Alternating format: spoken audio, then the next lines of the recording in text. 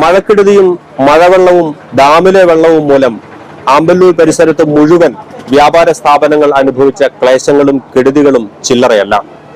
നമുക്കറിയാം, ധാരാളം വീടുകളിൽ വെള്ളം കയറുകയും വലിയ പ്രതിസന്ധിയിലൂടെ വിവിധ വ്യക്തികൾ കടന്നുപോവുകയും ചെയ്യുന്നുണ്ട്. എങ്കിലും അതുമായി ബന്ധപ്പെട്ട കൃത്യമായ റിപ്പോർട്ടുകളെല്ലാം തന്നെ സമയാസമയങ്ങളിൽ NCTVയും പ്രേക്ഷകരിലേക്ക് എത്തിച്ചിരുന്നു. എന്നാൽ അർഹമായ പ്രാധാന്യവും ശ്രദ്ധയും ലഭിക്കാതെ പോയ ഒരു മേഖലയാണ് നെന്മണിക്കര പഞ്ചായത്തിലെയും അളഗപ്പനഗർ പഞ്ചായത്തിലെയും വിവിധ വ്യാപാര സ്ഥാപനങ്ങൾക്ക് സംഭവിച്ച മഴക്കെടുതി മൂലമുള്ള വലിയ പ്രതിസന്ധി. പലരും വലിയ സാമ്പത്തിക ബാധ്യതയിലേക്കാണ് ഈ 2-3 ദിവസം കൊണ്ട് എത്തപ്പെട്ടത്. തങ്ങളുടെ സ്റ്റോക്ക് മുഴുവൻ നഷ്ടപ്പെടുന്ന ഒരു സാഹചര്യം, തങ്ങളുടെ വിലപിടിച്ച 18 ലക്ഷം വരെ വിലപിടിപ്പുള്ള വലിയ മെഷീനറികൾ തകരാറിലാകുന്ന തരത്തിലുള്ള വലിയ സാഹചര്യങ്ങൾ, ഗുരുതരമായ പ്രത്യാഘാതങ്ങളാണ് വിവിധ വ്യാപാര സ്ഥാപനങ്ങൾ നടത്തിക്കൊണ്ടുപോകുന്നവർ ഈ കാലഘട്ടത്തിൽ നേരിട്ടുകൊണ്ടിരിക്കുന്നത്. ഈ ഒരു വിഷയത്തിലേക്കാണ് പ്രേക്ഷകരുടെ ശ്രദ്ധ നമ്മൾ കൊണ്ടുപോകുന്നത്. ഇന്ന് NCTV ഇപ്പോൾ എത്തിയിരിക്കുന്നത് നെന്മണിക്കര പഞ്ചായത്തിൽപ്പെടുന്ന നെന്മണിക്കര റോഡിലാണ്. ഇവിടെ ഒരു ഓട്ടോ ഇലക്ട്രിക്കൽസ് സ്ഥാപനം നടത്തുന്ന, ബോഷിന്റെ സർവീസ് സെന്റർ നടത്തുന്ന രവീന്ദ്രൻ ചേട്ടന്റെ വലിയ പ്രതിസന്ധിയിലൂടെ കടന്നുപോകുന്ന അവസ്ഥയാണ് നമ്മൾ ഇന്ന് പ്രേക്ഷകരുടെ മുന്നിലേക്ക് എത്തിക്കുന്നത്. രവീന്ദ്രൻ ചേട്ടൻ, എങ്ങനെയാണ്, എപ്പോഴാണ് ഇവിടെ ഒരു വെള്ളം കയറുന്ന ഒരു സാഹചര്യം അറിഞ്ഞത്? സാധനങ്ങളൊക്കെ മാറ്റാൻ സാധിച്ചോ? എത്രത്തോളം ഒരു നഷ്ടം ഉണ്ടായിട്ടുണ്ടാവും? ഏകദേശം ഒരു 4 മണിയോട് കൂടിയാണ് നമ്മൾ അറിഞ്ഞത്. അത് അറിഞ്ഞ് പുലർച്ചെ 4 മണിയോട് കൂടിയാണ് അറിഞ്ഞത്. അത് അറിഞ്ഞ് ഇവിടെ എത്തുമ്പോഴേക്കും വെള്ളം ഷട്ടർ തുറക്കാൻ പറ്റാത്ത ഒരു അവസ്ഥയിലായി. അത് കഴിഞ്ഞ പിന്നെ ഈ മോട്ടറടിച്ച് വെള്ളം, ടാങ്കിൽ മോട്ടറടിച്ച് വെള്ളം കയറണം, അങ്ങനെ പൊന്തി വന്നു. ഏകദേശം ഇതിന്റെ അകത്ത് ഒരു വെള്ളത്തിന്റെ നില ഉയർന്നു വരികയായിരുന്നു. മോട്ടറില് ഇതാണ് സാധാരണ ടാങ്കിൽ വെള്ളം മോട്ടർ അടിച്ച മാതിരി ഇങ്ങനെ പൊന്തി വരും. അതെ, അതുപോലെ വെള്ളത്തിന്റെ ലെവൽ പൊന്തി പോന്നു. അങ്ങനെ ഒരു കണക്കിന് തപ്പി ഷട്ടർ തുറന്നു നോക്കുമ്പോഴേക്കും ഇവിടെ ഒരുവിധം വെള്ളമൊക്കെ കയറി. പിന്നെ ചില സാധനങ്ങൾ കയ്യിൽ കിട്ടാവുന്ന സാധനങ്ങൾ എടുത്ത് മുകളിലേക്കും ആയിട്ട് കയറ്റി. ബാക്കിയുള്ള മെഷീനറികളുണ്ട്. ബോഷിന്റെ ഫുൾ ഓട്ടോമാറ്റിക് മെഷീൻ ഉണ്ട്, AC ഗ്യാസ് ഫില്ലിംഗ് അങ്ങനെയുള്ള മെഷീൻ ഉണ്ട്. ഏകദേശം ഒരു 2.5 ലക്ഷത്തോളം വില വരാവുന്ന മെഷീനാണ്. അതൊന്നും ചെയ്യാൻ പറ്റില്ല, എടുത്തു മാറ്റാൻ പറ്റാത്ത ഒരവസ്ഥ. പിന്നെ ഓൾട്ടർനേറ്റർ ടെസ്റ്റ് ബെഞ്ച് എന്ന് പറയുന്നത്, അതും വലിയൊരു കനുള്ള സാധനമാണ്, ഒരു മെഷീനാണ് അത്. അതിനൊരു ഇതുമാതിരി തന്നെ ഒരു 1.25 ലക്ഷം രൂപയോളം വില വരാവുന്നതാണ്. പിന്നെ ബോഷിന്റെ തന്നെ ഓട്ടോ സ്കാനർ മെഷീൻ ഉണ്ട്. ഓട്ടോ ഇലക്ട്രിക്കിന്റെ വണ്ടികളിലെല്ലാം സ്കാൻ ചെയ്യുന്ന മെഷീൻ, അതിനും നല്ല വില വരുന്ന മെഷീൻ. പിന്നെ കമ്പ്യൂട്ടറൈസ്ഡ് ആയിട്ടുള്ള അതാണ്. പിന്നെ ഉള്ളത് ബാറ്ററി ചാർജർ, ഇൻവെർട്ടർ, പിന്നെ അതേമാതിരി കംപ്രസർ, അങ്ങനെയുള്ള ഐറ്റംസുകളൊക്കെ അത് അങ്ങനെ പോയി ഒക്കെ നഷ്ടപ്പെട്ടു. വലിയ നഷ്ടത്തിലാണ്. അല്ലെങ്കിൽ തന്നെ കടക്കണിയിൽ ഞാൻ പെട്ട് കിടക്കുന്ന ഒരാളായിരുന്നു. അതിന്റെ കൂടെ ഇതും കൂടി ആയപ്പോ വളരെയധികം കഷ്ടത്തിലാണ് കാര്യങ്ങളുള്ളത്. എത്ര വർഷമായിട്ട് ഇവിടെ ഈ സ്ഥാപനം നടത്തി? ഞാനൊരു 50 വർഷമായിട്ടുള്ള സ്ഥാപനം. 45-50 വർഷം. 10 വയസ്സിൽ വന്നിട്ടുള്ളതാണ്. എനിക്കൊരു 60 വയസ്സായി. 10 വയസ്സിൽ വിദ്യാഭ്യാസമില്ല. ഇലക്ട്രീഷ്യൻ രംഗത്ത് വന്നിട്ടുള്ളതാണ്. ഈ ബോഷിന്റെ തുടങ്ങിയിട്ട് ഒരു 20 വർഷത്തോളം കക്ഷിയായിട്ടുണ്ട്. കച്ചയുടെ ഡീലറാണ്. എന്റെ ഒരുപാട് ശിഷ്യന്മാരൊക്കെ ചുറ്റുവട്ടത്തുണ്ട്. ഒരു 10 പേരെങ്കിലും ഈ ഒരു 10 കിലോമീറ്ററിനുള്ളിൽ ശിഷ്യന്മാരെ വർക്ക് ചെയ്യുന്നുണ്ട്. നമുക്ക് ഈ ഒരു വെള്ളം കയറിയതുകൊണ്ട് എത്രത്തോളം ഒരു നഷ്ടം ശരിക്കും നമുക്ക് അങ്ങനെ കണക്കാക്കിയിട്ടുണ്ടോ? ഒരു 7 ലക്ഷം റുപ്യോളം ഏകദേശം നഷ്ടം വന്നിട്ടുണ്ട്. അതിനെ നിർത്താൻ ഇനിയിപ്പോ അസോസിയേഷനായിട്ടും അതൊന്നും സാധിക്കുമെന്ന് തോന്നുന്നില്ല. ഇൻഷുറൻസോ അങ്ങനെ എന്തെങ്കിലും നമുക്ക് കിട്ടാൻ സാധ്യതയുണ്ടോ? ഇല്ല, ഇൻഷുറൻസ് ഇതിനില്ല. മിഷന് ഇൻഷുറൻസ് ചെയ്തിട്ടുണ്ടായിരുന്നില്ല. പ്രളയത്തിലൊക്കെ കിട്ടുന്നതിന് പൈസ കിട്ടില്ല. ഒരു ചെറിയ ഒരു എമൗണ്ട് അങ്ങനെ കിട്ടുള്ളൂ. വളരെ തുച്ഛമായ ഒരു എമൗണ്ട് കിട്ടുള്ളൂ. വളരെ കഷ്ടത്തിലുള്ള ഒരാളാണ് ഞാൻ. അതിലങ്ങനെ പ്രതിസന്ധിയിൽ വിഷമത്തിലാണത്. എന്തെങ്കിലും ഇവിടെ നിന്ന് അധികാരികളുടെ കയ്യിൽ നിന്ന്, പഞ്ചായത്തിൽ നിന്ന്, വില്ലേജിൽ നിന്ന്, അങ്ങനെയുള്ളവരുടെ നിന്നൊക്കെ എന്തെങ്കിലും സഹായങ്ങളൊക്കെ കിട്ടുകയാണെങ്കിലും എനിക്ക് കുഴപ്പമില്ലാത്ത രൂപത്തിൽ നിലനിന്ന് പോരാൻ പറ്റും. ഇതിന് വെള്ളം ഇങ്ങനെ ഉയരാൻ സാധ്യതയുണ്ടെന്നുള്ള എന്തെങ്കിലും ഒന്നും അറിഞ്ഞിട്ടില്ല, ഒന്നും ഉണ്ടായിട്ടില്ല. ആദ്യകാലത്തൊക്കെ ഇതിലാകുമ്പോ മൈക്ക് അനൗൺസ്മെന്റിൽ പറയാറില്ലായിരുന്നു ഡാം തുറക്കേണ്ട ചെയ്യേണ്ടെന്ന്. ഇപ്പോഴത്തെ ഇതിലൊന്നും പറയാറില്ല. അവര് ടിവിയിലും മറ്റേ നെറ്റിലെ ഇതിലൊക്കെ കാണിക്കണ്ടെങ്കിൽ കൂടി നമ്മളൊക്കെ അത് അവിടെ ജോലി ചെയ്ത് പിന്നെ വീട്ടിലെത്തി ഈ പ്രശ്നം ബാധിക്കാൻ സാധ്യതയുള്ള ആളുകൾ ശരിക്കും അറിഞ്ഞിട്ടില്ല. ഇല്ല, ശരിക്കും അറിഞ്ഞിട്ടില്ല. അങ്ങനെയുള്ളവരൊന്നും അറിഞ്ഞില്ല. എങ്ങനെ അടുത്തുള്ളവർ വിളിച്ചു പറയായിരുന്നു? എങ്ങനെ അറിഞ്ഞത്? അടുത്തുള്ള ഒരു വിളിച്ച് പറയാ ചെയ്ത അത് അവരുടെ അവരും പരമാവധി ഓടി രക്ഷപ്പെടാൻ നോക്കണ്. അപ്പൊ അതിനുള്ള നേരത്തോടെ അവർക്ക് ഓർമ്മയുണ്ടെങ്കിലും വിളിക്കാൻ പോലും സമയം കിട്ടുന്നില്ല. ഈ അറ്റത്ത് ഒരു 3 കിലോമീറ്ററോളം അങ്ങോട്ട് പോയിട്ടുള്ള സ്ഥലം അവിടെ രൂക്ഷമായ കാര്യങ്ങൾ അങ്ങോട്ട് നീങ്ങിയിട്ടുള്ളത്. നമുക്കൊക്കെ അത് വെച്ച് നോക്കുമ്പോ ഏറ്റവും കുറവാണ് ഉള്ളത്. അവിടെ ഉള്ളു നിറഞ്ഞ ഓരോ വീടുകളിൽ നിന്ന് കാലുമ്മ വെള്ളം എത്തുമ്പോഴാണ് ചിലവരൊക്കെ അറിഞ്ഞിട്ടുള്ളത്. പലരും അങ്ങനെ അറിഞ്ഞിട്ടുള്ളത്. അത് അവർക്ക് വിളിക്കാൻ പറ്റാത്ത ഒരു അവസ്ഥയിലുണ്ടായിരുന്നു പലരും. അങ്ങനെ അവരുടെ കാര്യങ്ങൾ അവരൊരു ഓടി പ്രാണാർത്ഥം ഓടി രക്ഷപ്പെടാനുള്ള കേസുമായിട്ടാണ് അത് വന്നിട്ടുള്ളത്. ഈ കേരളത്തിലുണ്ടായ പ്രളയത്തിന്റെ കാര്യങ്ങളൊക്കെ അങ്ങനെ തന്നെയാണ് ഉള്ളത്. ചെയ്യാം എന്തെങ്കിലും അധികാരികളായിട്ട് ഇത് കണ്ണു തുറന്ന് എന്തെങ്കിലും സഹായങ്ങൾ കിട്ടുകയാണെങ്കിൽ എനിക്ക് നിലനിന്ന് പോരാൻ പറ്റും.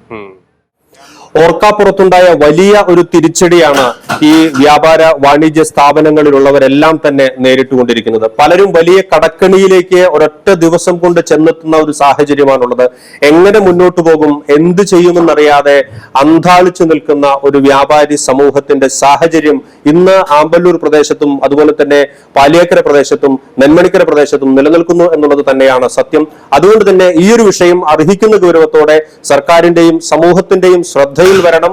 ആവശ്യമായ സാധ്യമായ പിന്തുണ ഈ മേഖലയിൽ പ്രവർത്തിക്കുന്നവർക്ക് അവരുടെ നഷ്ടത്തിനനുസരിച്ച് നൽകാൻ അധികാരികൾ തയ്യാറാകണം. അതിന് സംവിധാനങ്ങൾ ഉണ്ടാകണം. പ്രത്യേക ദുരിതാശ്വാസ പാക്കേജുകൾ വ്യാപാരികളെ സംരക്ഷിക്കാൻ കൊണ്ടുവരണം എന്ന് തന്നെയാണ് ഈ മേഖലയിലുള്ളവർക്ക് പറയാനുള്ളത്. നമ്മുടെ രവീന്ദ്രൻ ചേട്ടൻ പറഞ്ഞതുപോലെ വലിയ പ്രതിസന്ധികളിലൂടെ കടന്നു പോകുന്ന വ്യക്തികൾ ഈ മേഖലയിലുണ്ട്. അവരുടെ പ്രശ്നങ്ങളിലേക്കാണ് NCTV ന്യൂസ് ഈ ഒരു പ്രോഗ്രാമിലൂടെ കടന്നു ചെല്ലുന്നത്. ഇപ്പോൾ NCTV ടീം എത്തിയിരിക്കുന്നത് നെന്മണിക്കര റോഡിലുള്ള ലക്ഷ്മി ദേവി ഓട്ടോ ഗാരേജിലാണ്. ഇവിടെ നമുക്ക് ഈ ഒരു വിശാലമായ ഗാരേജിൽ നമുക്ക് കാണാൻ സാധിക്കും. ഇത് മാരുതിയുടെ ഓതറൈസ്ഡ് സർവീസ് സെന്റർ കൂടിയാണ്. ഈ ഒരു സർവീസ് സെന്റർ ഏറ്റവും കുറഞ്ഞത് ഒരു 40-ലധികം വാഹനങ്ങൾ, 40-നും 50-നും ഇടയ്ക്ക് വാഹനങ്ങൾ ഒരു സമയത്ത് ഇവിടെ സർവീസിനായിട്ട് ഉണ്ടായിരിക്കും. ഇത്രയധികം വാഹനങ്ങളുള്ള ഒരു സമയത്ത് ഒരു മുന്നറിയിപ്പുമില്ലാതെ പെട്ടെന്ന് വെള്ളം ഉയരുന്നൊരു സാഹചര്യം ഉണ്ടായിക്കഴിഞ്ഞാൽ ഈ വാഹനങ്ങളൊക്കെ ഇവിടെ നിന്നും മാറ്റുക എന്നുള്ളത്, ഒരു തകരാറ് സംഭവിക്കാത്ത രീതിയിൽ മാറ്റുക എന്നുള്ളത് ഒരിക്കലും പ്രായോഗികമായിട്ടുള്ള ഒരു കാര്യമല്ല. അങ്ങനെയുള്ള ഒരു സാഹചര്യത്തിലാണ്, അതും പല വാഹനങ്ങളും ഒരുപക്ഷെ ഓടിച്ചു കൊണ്ടുപോകാൻ സാധിക്കുന്ന, ഡ്രൈവ് ചെയ്ത് കൊണ്ടുപോകാൻ സാധിക്കുന്ന ഒരു കണ്ടീഷനിലായിരിക്കില്ല.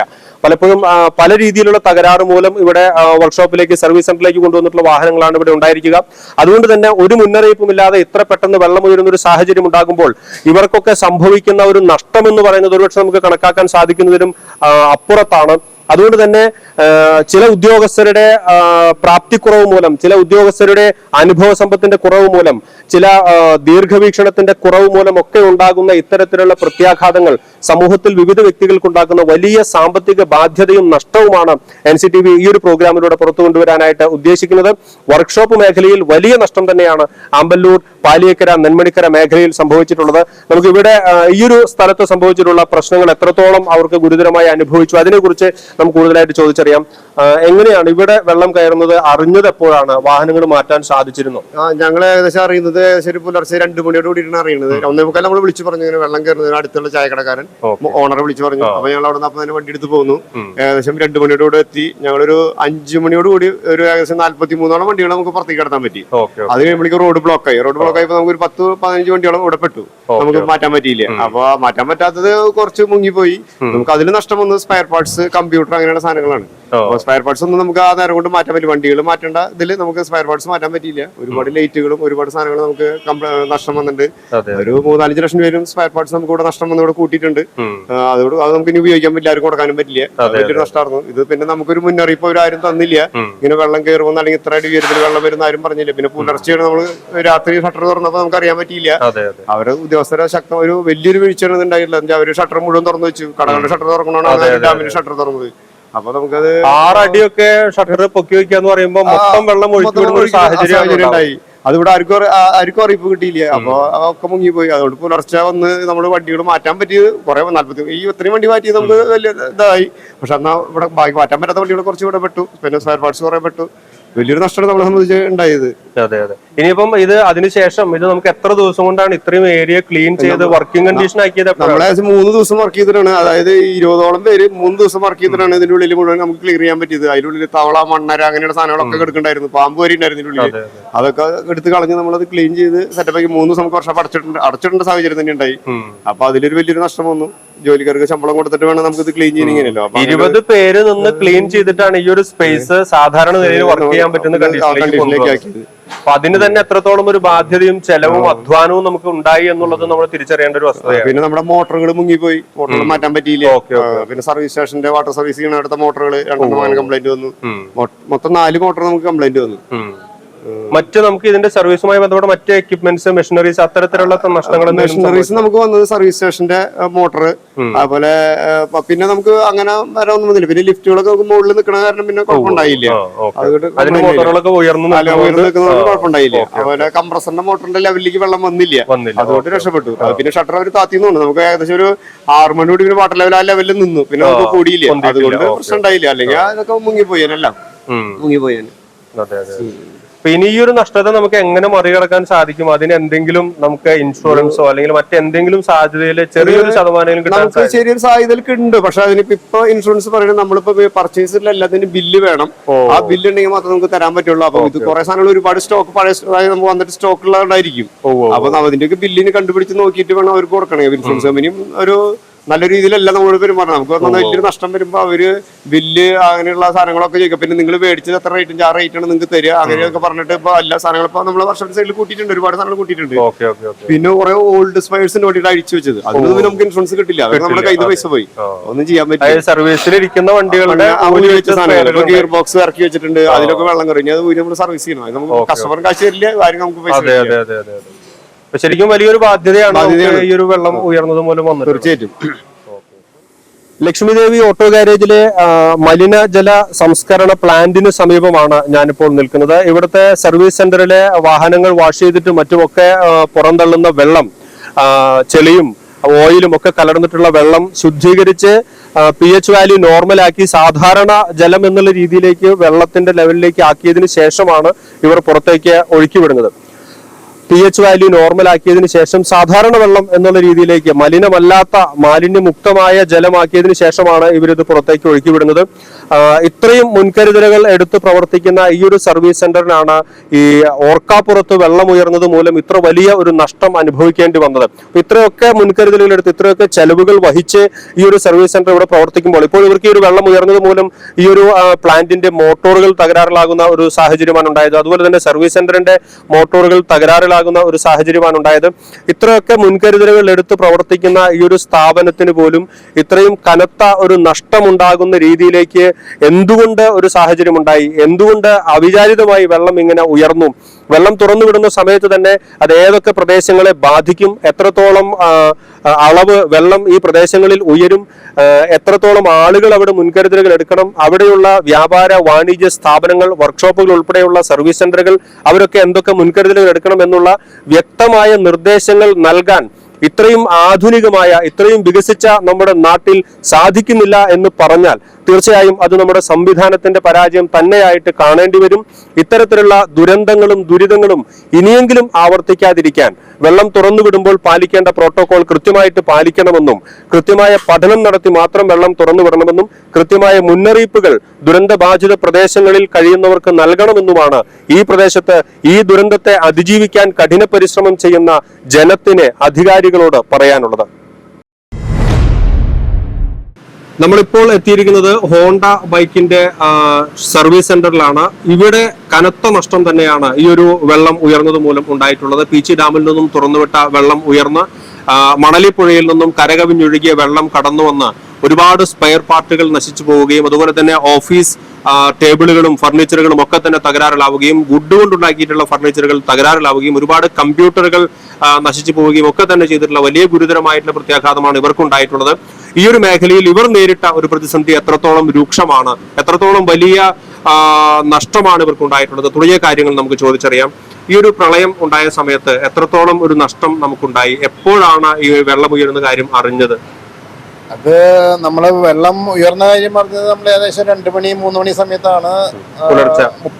21-ാം തീയതി കാലത്ത് 2-3 മണി. അപ്പൊ ഞങ്ങൾ ഓടിയെത്തി. കുറച്ച് അപ്പത്തേക്ക് ഒരു ഏകദേശം 2 അടിയോളം വെള്ളം ഷോപ്പിന്റെ ഉള്ളിൽ കയറിയിരുന്നു. കമ്പ്യൂട്ടർ പോയി, സ്പെയർ പാർട്സ് പോയി, വണ്ടികളെല്ലാം വെള്ളത്തിന്റെ അടിയിലായി.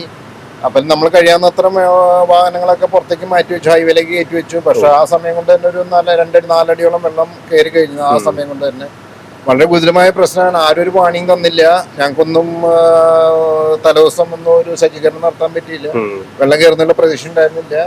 ഇപ്പൊ കഴിഞ്ഞ 2018 കയറിയ വെള്ളത്തിന്റെക്കാളും 1 അടി താഴ്ച, അന്ന് 5 അടി കയറി, ഇന്ന് ഇത്തവണ 4 അടി ഓളം വെള്ളം കയറി. അപ്പൊ കനത്ത നാശനഷ്ടം. കാരണം ഞങ്ങളിത് രണ്ടാമത് റീകൂപ്പ് ചെയ്ത് ഈ സാധനങ്ങളൊക്കെ, മെഷീനറി, ജനറേറ്റർ, ഇതെല്ലാം വെള്ളത്തിന്റെ അടിയിലായി. ഇതൊക്കെ ഞങ്ങൾക്ക് രണ്ടാമത് റീകൂപ്പ് ചെയ്ത് നമ്മൾ സ്റ്റാർട്ട് ചെയ്യണ ഒരാഴ്ചയെങ്കിലും എടുക്കും ക്ലീൻ ചെയ്ത്. അപ്പൊ ഞങ്ങൾക്ക് ഉണ്ടാകുന്ന നഷ്ടം എന്ന് പറഞ്ഞാൽ പ്രവൃത്തി ദിവസങ്ങൾ ഏകദേശം ഒരു 6-7 ദിവസം തന്നെ പോകും. കൂടാതെ വെള്ളത്തിൽ ഉണ്ടായ നഷ്ടങ്ങള്, ഫർണിച്ചർ മുഴുവൻ പോയി, കമ്പ്യൂട്ടറിലെല്ലാം പോയി. അപ്പൊ ഇത് ഒരിക്കലും നമുക്ക് രണ്ടാമത് റീബിൽഡ് ചെയ്ത് അല്ലെങ്കിൽ പെട്ടെന്നൊന്നും ഒരു മാറ്റം, അല്ലെങ്കിൽ പെട്ടെന്ന് തന്നെ നമുക്കത് പെട്ടെന്ന് മേക്കപ്പ് ചെയ്യാവുന്ന തരത്തിലുള്ള നഷ്ടങ്ങളല്ല അതിൻ്റെ അകത്ത് ഉണ്ടായിരുന്നു. കുറെ നാളുകൾ കൊണ്ട് നമുക്കിത് ശരിയാക്കാൻ പറ്റുള്ളൂ. അപ്പൊ ഞങ്ങളുടെ വർക്ക് ബെഞ്ച്, ടൂൾസ്, ഇതെല്ലാം ഞങ്ങൾ വെള്ളത്തിലടിയാണ്. അപ്പൊ ഞങ്ങൾക്ക് ഇതെല്ലാം പുതിയത് മേടിക്കുക അല്ലെങ്കിൽ വാടകയ്ക്ക് എടുക്കുക, അങ്ങനെയൊക്കെ ചെയ്താൽ മാത്രമേ ഞങ്ങൾക്ക് ഇത് സ്ഥാപനം ഇപ്പൊ ആ ഒരു 2 ദിവസം നഷ്ടമല്ല, അതിനുശേഷവും ഞങ്ങൾക്ക് ഒരാഴ്ചയോളം എടുക്കും ഞങ്ങൾക്ക് ഇന്ന് രണ്ടാമതൊന്ന് പഴയ രീതിയിൽ വർക്ക് ചെയ്ത് വരാനായിട്ട്. ഒപ്പം ഈ സ്പെയറുകള് വെള്ളം കയറി നശിച്ചു പോകുന്ന ഒരു സാഹചര്യം ഉണ്ടായാൽ അതിന് നമുക്ക് എങ്ങനെയാണ് അത് മറികടക്കാൻ സാധിക്കുമോ? അല്ലെങ്കിൽ ഈ സ്പെയറുകൾക്ക് ഏതെങ്കിലും രീതിയിൽ ഇൻഷുറൻസ് കിട്ടുമോ? എങ്ങനെയാണ്? ഇൻഷുറൻസ് കവറേജ് ഉണ്ട്. പക്ഷേ ഇൻഷുറൻസ് കവറേജ് ഉണ്ടെങ്കിൽ തന്നെ അവരുടെ പ്രൊസീജിയർ തന്നെ തന്നെ ഒരാഴ്ച അല്ലെങ്കിൽ 1 മാസമൊക്കെ എടുക്കും. നമ്മളതിന്റെ കൊടുത്ത് നമ്മളെ ബില്ല് വെച്ച് അതിന്റെ എസ്റ്റിമേറ്റ് കൊടുത്ത് അങ്ങനെ വളരെ നീണ്ടൊരു പ്രോസസ് തന്നെയാണ്. എങ്കിലും നഷ്ടത്തിന്റെ ഒരു ചെറിയ ശതമാനം കിട്ടും. പക്ഷെ കഴിഞ്ഞോണ്ടൊക്കെ ചെയ്തെന്ന് പറഞ്ഞാൽ നമുക്ക് ഏകദേശം ഒരു 10-40 ലക്ഷം രൂപ നഷ്ടം ഉണ്ടായി 10 ലക്ഷം രൂപയാണ് അപ്പൊ കിട്ടുള്ളൂ. അല്ലാണ്ട് ഫുൾ എമൗണ്ട് ഒന്നും ഇൻഷുറൻസ് കിട്ടിയില്ല. പിന്നെ ഈ പ്രവൃത്തി ദിവസങ്ങൾ നഷ്ടപ്പെട്ടത് അതൊന്നും തരില്ല, മനസ്സിലായി. പിന്നെ നമ്മൾ ക്ലീൻ ചെയ്യണമെങ്കിൽ തന്നെ എല്ലാ സാധനങ്ങളും നമുക്ക് ഏതൊട്ട് ഇസെറ്റ് വരെ, പെയിന്റിങ് വരെ നമുക്ക് ചെയ്യണം. എല്ലാ സാധനങ്ങളും ചെയ്യണം. അപ്പൊ അതൊരു വലിയൊരു ബുദ്ധിമുട്ടുണ്ടാകുന്ന കാര്യമാണ്. ഇത് ഒരു വീണ്ടും ആവർത്തിക്കാതിരിക്കാനായിട്ട്, റിപ്പീറ്റ് ചെയ്യാതിരിക്കാനുള്ള നടപടികൾ അതിൽ എടുക്കണം. ശരിക്കും 2018 നമ്മൾ ഈ പ്രളയം എന്ന് പറയുമ്പോൾ മഴ പെയ്ത്ത് വെള്ളം മാത്രമല്ല, ഡാം തുറന്നു വിട്ടതും എല്ലാം കൂടിയിട്ടാണ് വെള്ളം ഉയർന്നിട്ടുള്ളത്. അപ്പൊ അന്ന് ഡാം തുറന്നു വിടുമ്പോൾ ഇത്ര വെള്ളം തുറന്നു വിടുമ്പോൾ, ഇത്ര അളവ് തുറന്നു വിടുമ്പോൾ ഇത്ര ഏതൊക്കെ ഏരിയകളിൽ ബാധിക്കുമെന്ന് കൃത്യമായിട്ടൊരു പഠനം നടത്തി അങ്ങനെ ഒരു ധാരണ നേരത്തെ ഉണ്ടായിരുന്നെങ്കിൽ ഇത്തവണത്തേത് ശരിക്കും ഒഴിവാക്കാമായിരുന്നില്ല അല്ലേ? ഇത്തവണ നമുക്ക് മഴയുടെ പ്രസൻസ് ഉണ്ടായിരുന്നില്ല, മഴ തീരെ കുറവായിരുന്നു. ഇത്തവണ ഡാം തുറന്നുവിട്ട വെള്ളം മാത്രമാണ് വന്നത്. അപ്പൊ അവർക്കറിയാം ഇത്രയും വെള്ളം, ഇത്ര കുബി വെള്ളം തുറന്നു പോകുമ്പോൾ ഇത്ര സ്ഥലം വെള്ളത്തിന്റെ അടിയിലാവുന്ന അവർക്ക് കണക്കൂട്ടലുണ്ടാവും. ഇതൊരു കണക്കൂട്ടലില്ല. ഇത് ഞാൻ പറയുന്നത് പറഞ്ഞാൽ അധികൃത ഭാഗത്തു നിന്നുള്ള വലിയൊരു വീഴ്ചയായിട്ടാണ് എനിക്ക് തോന്നുന്നത്. അതായത് നമ്മുടെ ഈ ഡാമിന്റെ ഇത്രയും തുറന്നു വിടുമ്പോൾ എന്തോരം പ്രദേശങ്ങൾ താഴ്ന്നു. അറ്റ്ലീസ്റ്റ് അങ്ങനെ താഴ്ന്നാൽ തന്നെ, നിവൃത്തിയില്ലാത്തതുകൊണ്ടായിരിക്കും ചിലപ്പോൾ തുറന്നാൽ തന്നെ ഇത്ര പ്രദേശങ്ങൾക്ക് ഒരു വാണിംഗ് കൊടുക്കണം. ഇത്ര പ്രദേശങ്ങൾ വെള്ളത്തിന്റെ അടിയിലാവണം. ഈ പുഴയെ കൂടെ ഇത്രയും വെള്ളം പോവുള്ളൂ, ബാക്കിയുള്ള മുഴുവൻ ജനവാസ ഉയരുമെന്നുള്ള അവർക്കൊരു കണക്കൂട്ടൽ വേണം. അല്ലെങ്കിൽ പിന്നെ നമ്മള് ഇവര് ആ ഡാമിന്റെ അതിർത്തിലാന്ന് വന്നിരുന്നിട്ട് കാര്യമില്ല. നമുക്ക് കറക്റ്റ് ആയിട്ടുള്ള വാണിംഗ് ഒന്നും തന്നിട്ടില്ല. ഇവിടെ നമ്മുടെ പുറകിലുള്ള വീട്ടുകാരുണ്ട്, ഇവരൊക്കെ പിന്നെ നേരത്തെ തന്നെ പോയി. ഞങ്ങൾക്ക് ഇങ്ങനെ സാധനങ്ങൾ കൊണ്ടുപോകാൻ പറ്റില്ല. അവരൊക്കെ നേരത്തെ തന്നെ അടുത്ത അയലക്കാരുടെ അടുത്ത്. എങ്ങനെയാണ് അറിഞ്ഞത് വെള്ളം ഉയരുന്ന കാര്യം അറിഞ്ഞത്? എങ്ങനെയാണ്? നമ്മുടെ അയലക്കാർ വിളിച്ചു പറഞ്ഞൊരു എന്നെ ഒരു 3 മണിയായപ്പോഴാണ് വിളിച്ചത്. അപ്പൊ തന്നെ ഞാൻ വന്നു, ഞാൻ കുറച്ച് പിള്ളേരെ കൂട്ടി വന്നു. അപ്പൊ തന്നെ പറഞ്ഞില്ലേ 2 അടിയോളം വെള്ളത്തിലായി. വെള്ളം വന്നതിന് ശേഷമാണ് അവര് അറിഞ്ഞിട്ടുണ്ടാവുക. അവര് തന്നെ തലേദിവസം തന്നെ കുറേവരൊക്കെ ഇവിടുന്ന് കിട്ടിയത് പോയി ബന്ധുക്കളുടെ വീട്ടിലെ സാധനങ്ങളൊക്കെ കയറ്റി വെച്ച് കയറുന്നൊക്കെ ഏകദേശം ഒരു പ്രതീക്ഷ വെള്ളം വന്നപ്പോൾ ഒരു മുൻകരുതൽ എന്നുള്ള നിലയിൽ അവര് മാറിപ്പോയിട്ടുണ്ട്. പിന്നെ നമ്മൾ ഈ ഓപ്പോസിറ്റുള്ള കടക്കാരാണ് എന്നെ വിളിച്ചു പറഞ്ഞത് വെള്ളം കയറിയിട്ടുണ്ടെന്ന്. നമ്മള് അവിടെ നിന്ന് വന്നത്തേക്കും ഇത്രയും ആയി. ഭയങ്കര ബുദ്ധിമുട്ടുണ്ടാകുന്ന ഒരു കാര്യമാണ്. ഈ ഇപ്പൊ ഉണ്ടായിട്ട് 6 കൊല്ലമായുള്ളൂ. അത് കഴിഞ്ഞ് ഞങ്ങള് ബിസിനസ് ഒക്കെ ഒന്ന് പച്ച പിടിച്ചു വരുമ്പോഴത്തേക്കും അടുത്ത പ്രളയം വരാണ്. അപ്പൊ അതിന്റെ ശാസ്ത്രമായ പരിഹാരം അധികൃതർ ഉണ്ടാക്കണമെന്നാണ് നമ്മൾക്ക്. ഈ ഒരു ഉണ്ടായ നഷ്ടം മറികടക്കാനായിട്ട് നമുക്ക് സർക്കാരിന്റെ ഭാഗത്തു നിന്ന് ഇതുവരെ ഒരു പാക്കേജ് അങ്ങനെ ഇതുവരെ പ്രഖ്യാപിക്കപ്പെട്ടിട്ടില്ല. അത് ആവശ്യമല്ലേ ശരിക്കും? വ്യാപാരികള് തീർച്ചയായിട്ടും വ്യാപാരികളുടെ പ്രശ്നങ്ങള് പരിഹരിക്കണമെങ്കിൽ നമ്മൾ തീർച്ചയായും ഗവൺമെന്റ് ഇടപെടൽ വേണം. കാരണം നമ്മൾ ടാക്സ് കൊടുക്കണതാണ് പഞ്ചായത്തിന്റെ. ഇതെല്ലാം പുറമെ ഇന്നലെ തന്നെ നമുക്ക് നമ്മൾ നിധി അടക്കുന്ന കളസം പഞ്ചായത്ത് കൊണ്ടുവന്നു. മനസ്സിലായി? അതൊക്കെ വളരെ കറക്റ്റ് ആയിട്ട് ഒരു ചെയ്യുന്നുണ്ട്. നമ്മളിങ്ങനെ വെള്ളം കയറിയിരിക്കുന്ന സ്ഥാപനമാണ്, ഒരു 5 ദിവസം കഴിഞ്ഞ് നോട്ടീസ് കൊടുക്കാന്നല്ല വിചാരിക്കുന്നത്. അപ്പൊ നമ്മുടെ നികുതി അടയ്ക്കാനുള്ള കള്ളാസൊക്കെ അവർ കളറെ കൃത്യമായിട്ട് തന്നു. ഈ വെള്ളപ്പൊക്കത്തിന്റെ ഇടയ്ക്ക് വളരെ സന്തോഷമുള്ള കാര്യമാണ് അത്. അങ്ങനെയൊക്കെയാണ് മറ്റു സർക്കാർ ചെയ്യുന്ന കാര്യങ്ങൾ. മനസ്സിലായി? അവർക്ക് കിട്ടാനുള്ള കാശിനൊന്നും ഒരു വിട്ടുവീഴ്ചയില്ല, എല്ലാം കറക്റ്റായിട്ട് ചെയ്യും. എനിക്കത് അതിശയം തോന്നുന്നു. ഇന്നലെയാണ് നമ്മളെ ദൂരത്ത് ഒപ്പിട്ട് മേടിച്ച് ടാക്സിന്റെ കാര്യങ്ങൾ സോഷ്യൽ ടാക്സ് ആണ് അടയ്ക്കണം എന്ന് പറഞ്ഞ നോട്ടീസൊക്കെ തന്നിട്ടുണ്ട്. അപ്പൊ അവർക്ക് നമ്മുടെ നഷ്ടങ്ങളോ ഒന്നും അവർക്ക് ഒരു വിഷയമല്ല എന്നുള്ളതാണ് നമുക്ക് അതിന്റെ അകത്ത് മനസ്സിലാക്കാൻ കഴിയും. അവർക്ക് അവരുടെ കാര്യം ഇപ്പൊ ഇങ്ങനെ പ്രളയം നടന്നോന്ന് ചോദിച്ചാൽ അവർ ചിലപ്പോൾ അറിയാമുള്ളതായിരിക്കും. അതുകൊണ്ടായിരിക്കും നിയമം പാലിക്കുന്നതിലും നിയമം കർശനമാക്കുന്നതിലും അധികൃതർ കാണിക്കുന്ന അതേ ശുഷ്കാന്തിയും ശ്രദ്ധയും താല്പര്യവും ഇത്തരത്തിലുള്ള അപകട സാഹചര്യങ്ങളിൽ നിന്നും ജനങ്ങളെ ഒഴിപ്പിക്കുന്നതിനും ഇത്തരത്തിലുള്ള ദുരന്ത സാധ്യതകൾ ഒഴിവാക്കുന്നതിനും കൃത്യമായ മുന്നറിയിപ്പ് നൽകുന്നതിനും അധികൃതർ കാണിക്കണം എന്ന് തന്നെയാണ് ഈ ഒരു ദുരിതത്തിന്, ഈ പ്രളയ ദുരിതത്തിന് ഇരയാകേണ്ടി വന്ന വ്യക്തികൾക്കും വ്യാപാര വാണിജ്യ സ്ഥാപന ഉടമകൾക്കും അധികാരികളോട് ആവശ്യപ്പെടാനുള്ളത്. അതുകൊണ്ട് തന്നെ ഈ ഒരു നഷ്ടത്തെക്കുറിച്ച് കൃത്യമായി ഒരു പഠനം നടത്തി ഇവർക്ക് അർഹമായ സാധ്യമായ സഹായങ്ങൾ ചെയ്യണം. ഇവരുടെ ദുരിതത്തിനും ആശ്വാസം വേണം എന്ന് തന്നെയാണ് അധികാരികൾക്ക് മുന്നിൽ NCTVക്കും ഉന്നയിക്കാനുള്ളത്.